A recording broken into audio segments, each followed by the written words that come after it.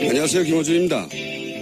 포스트 트루스라는 말이 있죠. 정보를 그대로 받아들이지 않고 각자 나름의 세계관으로 그 정보를 재구성해 자신만의 진실을 따로 구축하는 시대.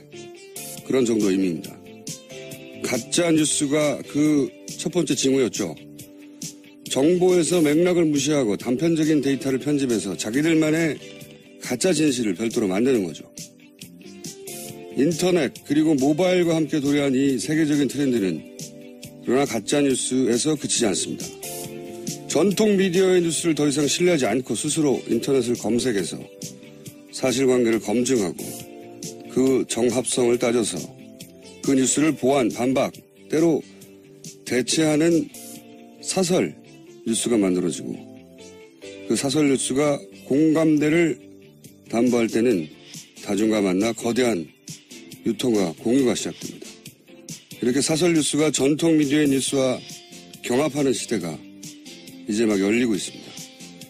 이렇게 뉴스를 검증할 능력과 의지 모두를 가진 시민들의 출현은 정치 환경과 미디어 환경을 크게 변화시키고 있습니다. 자신의 유권자가 어디 있는지 모르는 정치인이 성공할 수 없듯이 자신의 독자층이 어떻게 진화하고 있는지 따라잡을 수 없는 미디어도 오염받게 됩니다. 새로운 시대는 언제나 혼란과 통증을 동반하죠. 이 성장통이 미디어와 독자 모두의 성장으로 이어지길 기대합니다. 김어준 생각이었습니다.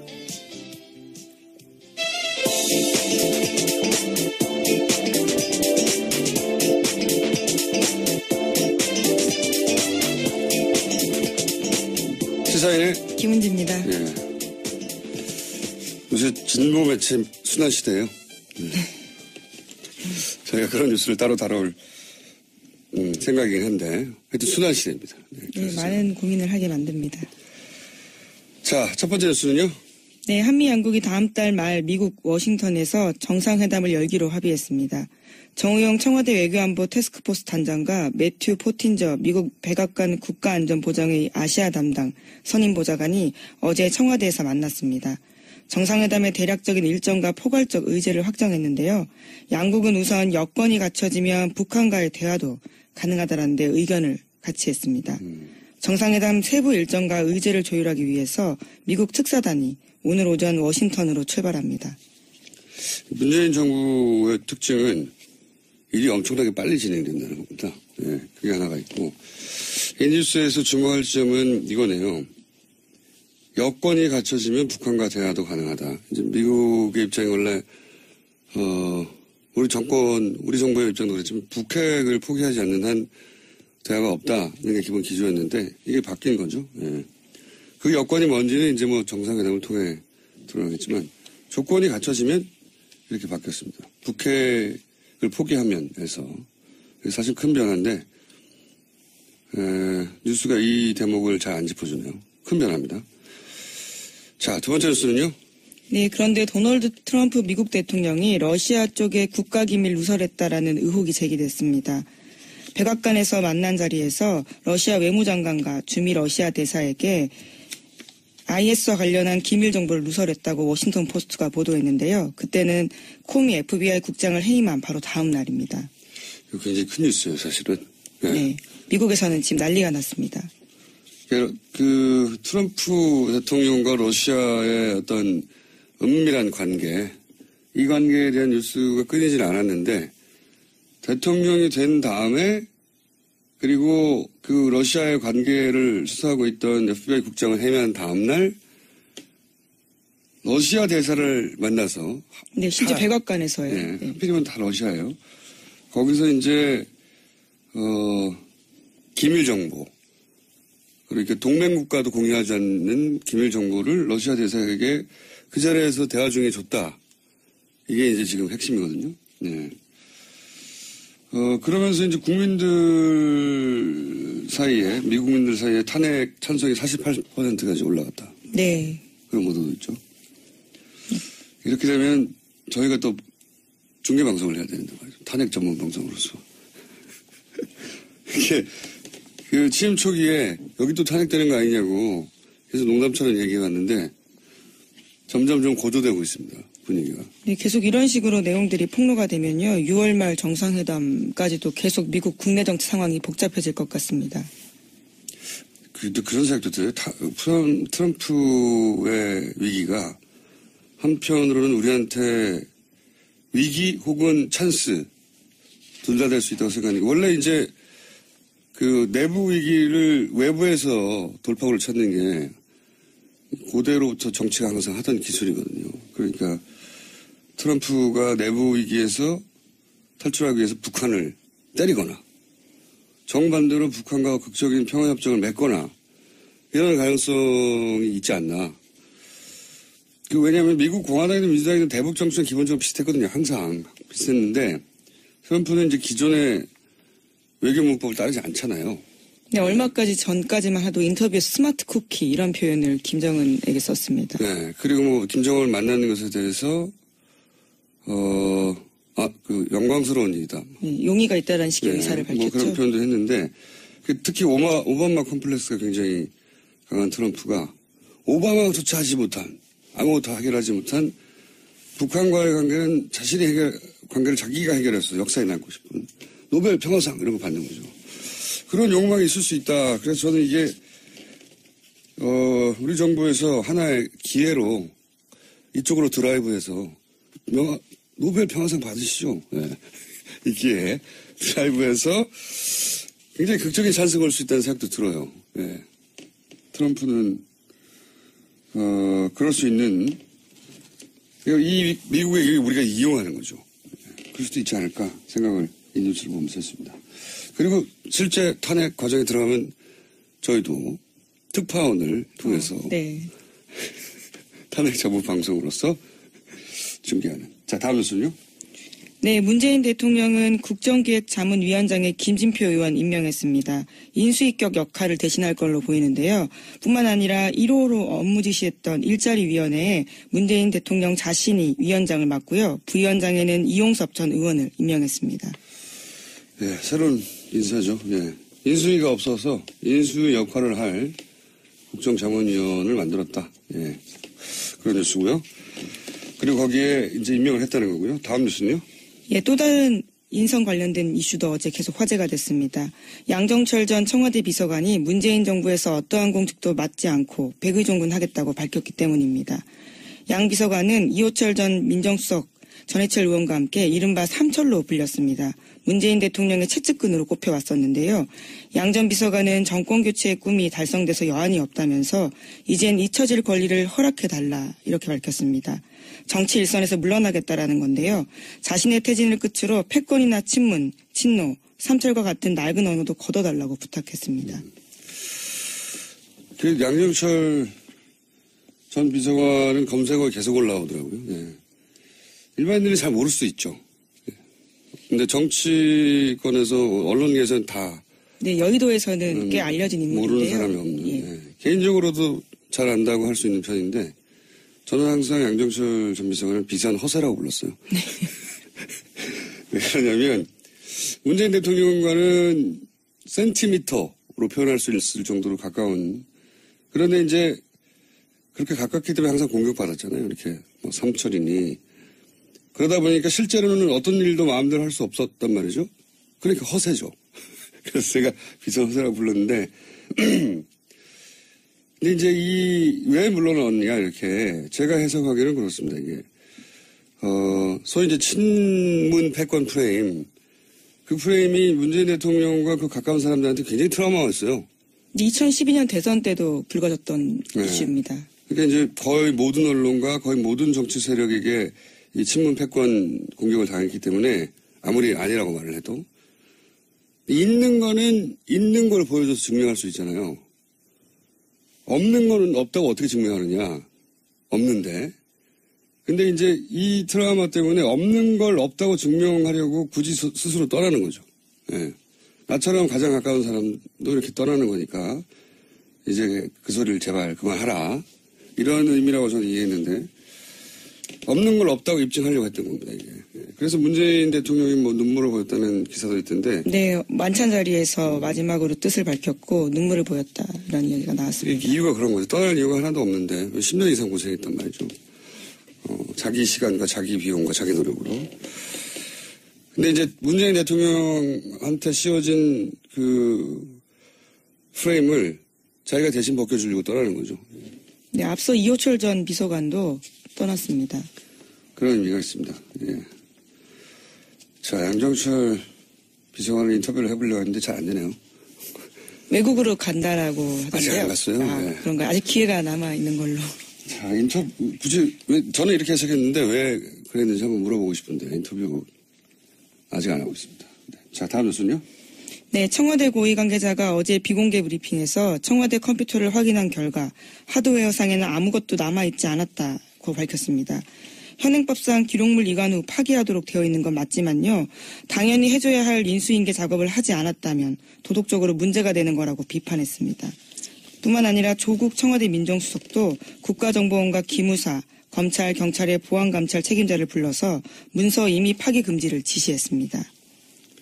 저는 인수인계를 10페이지짜리 주고 넘어갔다는 건 이건 중소기업에 사실 특정 분야 담당자도 인수인계 할 때는 10페이지 나오거든요. 그리고 나서 다 삭제해버렸다는 거잖아요. 네. 인수인계를 그렇게 안 했을 거면 삭제를 하지 말든가. 이렇게 되면은 존재하지 않았던 게 됩니다, 정부가. 근데 기록을 살펴볼 수가 아무것도 없게 없으니까. 되니까요. 그래서 아마 조국 민정수석이 이제 파기하지 말라고 지시한 것 같은데 이미 다 했죠. 예, 지난 정부 동안 굉장히 공백이 있었기 때문에 그 기간에 삭제했을 가능성도 충분한 있습니다. 시간이 있었기 예. 때문에 이 말을 하면 다시 한번 삭제하지 않은 게 있나 하고 또 되돌아보게 될 것 같아요. 다시 한번 삭제하면. 다 삭제되니까 이런 얘기가 나온 거죠. 자, 궁금합니다. 뭘 삭제했을지 저는. 엄청난 양을 삭제했을 것으로 보이기 때문에 안 삭제한 게 뭔지를 물어보는 게 더 빠를 것 같은데요. 안 삭제한 게 없으니까 하는 말이죠. 10페이지 남았다고 하니까. 네, 노무현 정부 때는 매뉴얼로 500개가 넘게, 백서도 70권 넘게 남겼다고 하는데 정말 비교해보면 정말 많은 양들이 사라졌다고 볼 수 있는 거죠. 노무현 대통령은 이제 열정적인 시스템주의자였기 때문에 모든 걸 다 기록하려고 그랬죠. 지금 생각해보면 꼭 그렇게까지 기록할 필요가 있을 거 싶은 것까지 아주 사소한 개인 일정도 다 기록하려고 했기 때문에 그렇게까지 모든 정권에 요구할 수는 없어도 이게 10페이지 남겨놓고 다 삭제한 거는 도덕적으로 문제가 있다 수준이 아니라 수사해야 되는 거 아닌가요? 그렇죠. 이관한 기록물들을 보려면 굉장히 까다롭습니다. 영장을 가지고 오거나 국회에서 3분의 2 이상이 찬성해야 되는데 이런 식으로 하면 일을 하기가 쉽지가 않죠. 그러니까요. 정보가 존재하지 않았던 게 되는 거죠. 이렇게 되면 보통 이렇게 하고 떠난 직원에 대해서 회사 입장에서는 회사를 떠났으니까 징계할 수가 없잖아요. 그러면 이거 다른 회사에 알려주고 싶거든요. 이렇게 하고 갔다고. 어떻게 알려주죠, 이제? 이분들이. 다른 나라 가서 정보할 것도 아니기 때문에. 이거 어떻게 처리해야 될지 모르겠네요. 네.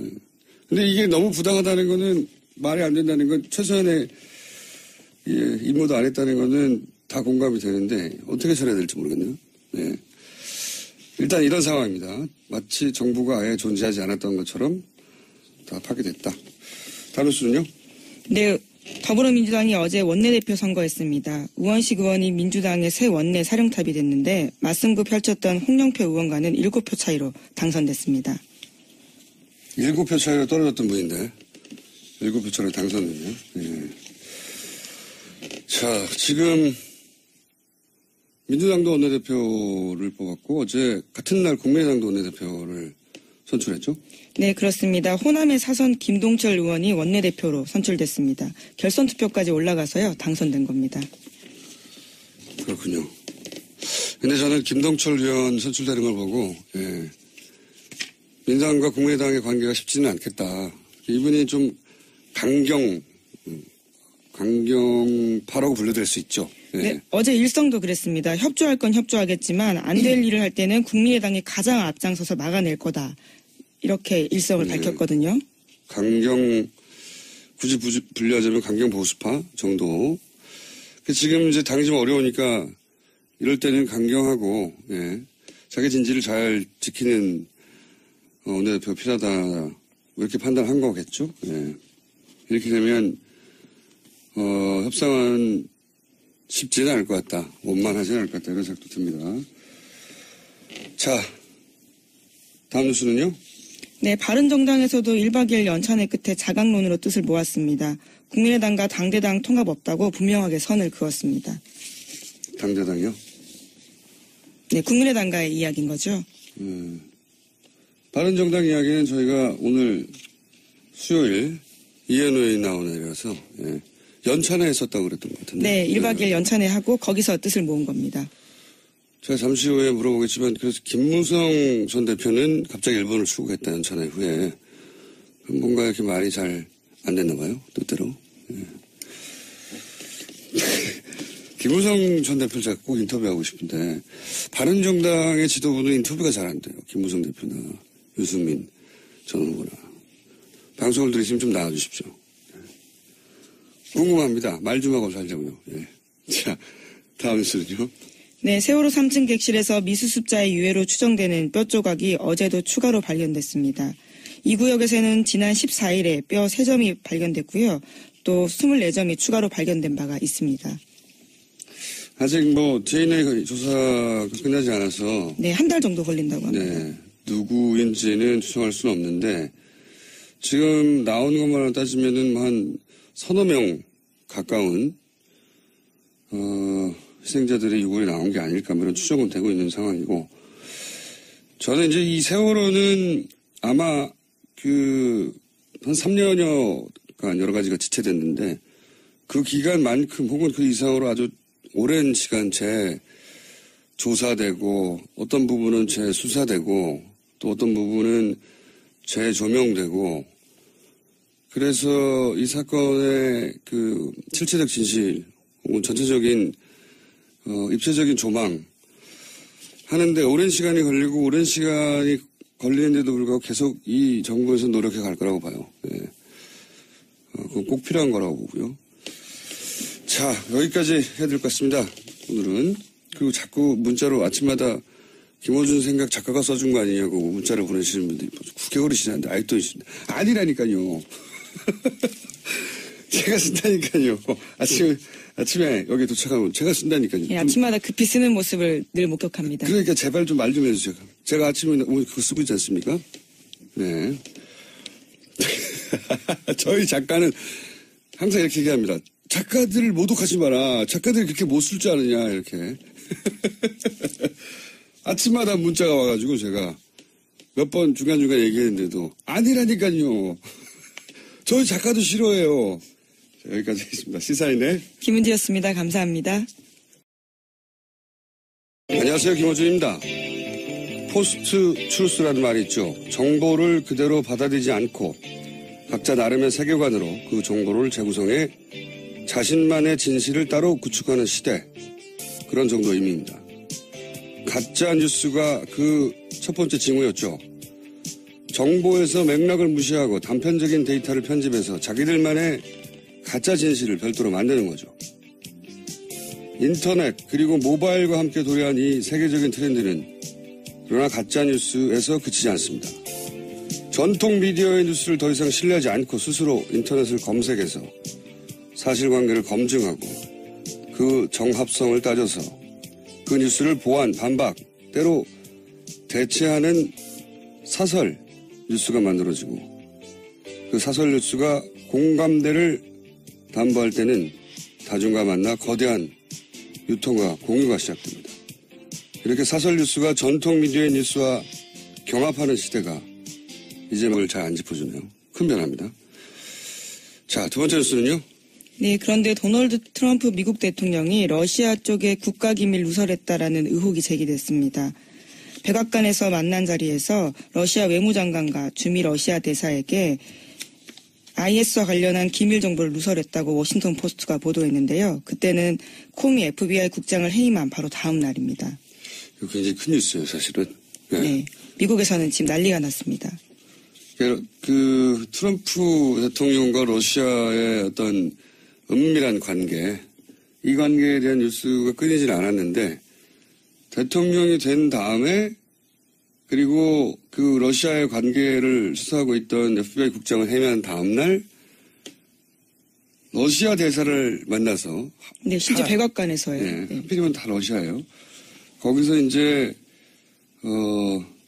기밀 정보 그러니까 동맹 국가도 공유하지 않는 기밀 정보를 러시아 대사에게 그 자리에서 대화 중에 줬다. 이게 이제 지금 핵심이거든요. 네. 그러면서 이제 국민들 사이에, 미국민들 사이에 탄핵 찬성이 48%까지 올라갔다. 네. 그런 보도도 있죠. 이렇게 되면 저희가 또 중계방송을 해야 되는데 말이죠. 탄핵 전문 방송으로서. 이게 그 취임 초기에 여기 또 탄핵되는 거 아니냐고 그래서 농담처럼 얘기해 왔는데 점점 좀 고조되고 있습니다. 분위기가. 네, 계속 이런 식으로 내용들이 폭로가 되면요. 6월 말 정상회담까지도 계속 미국 국내 정치 상황이 복잡해질 것 같습니다. 그런 생각도 들어요.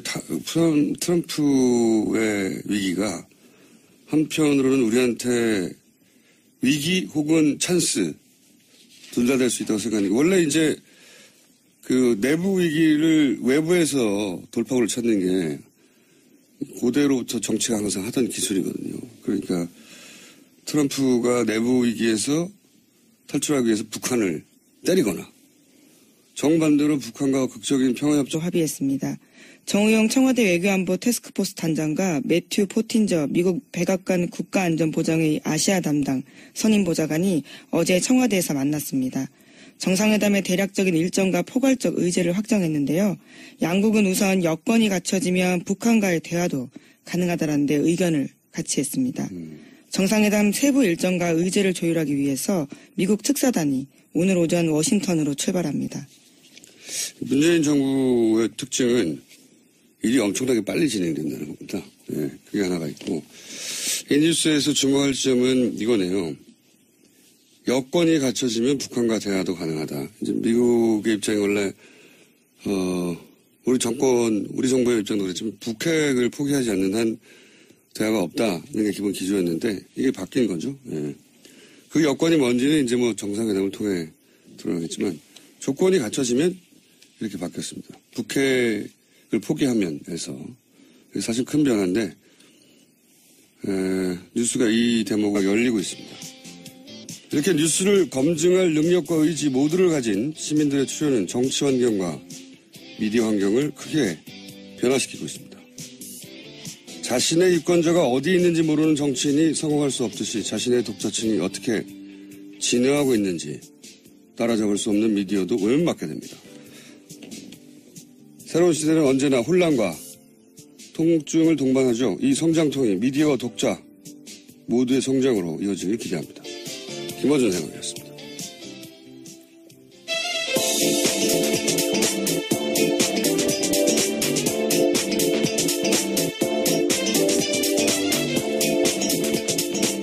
시사인의 김은지입니다. 예. 요새 진보 매체 순환 시대예요. 저희가 그런 뉴스를 따로 다뤄올 생각이긴 한데 하여튼 순환 시대입니다. 네, 많은 고민을 하게 만듭니다. 자, 첫 번째 뉴스는요? 네, 한미 양국이 다음 달 말 미국 워싱턴에서 정상회담을 열기로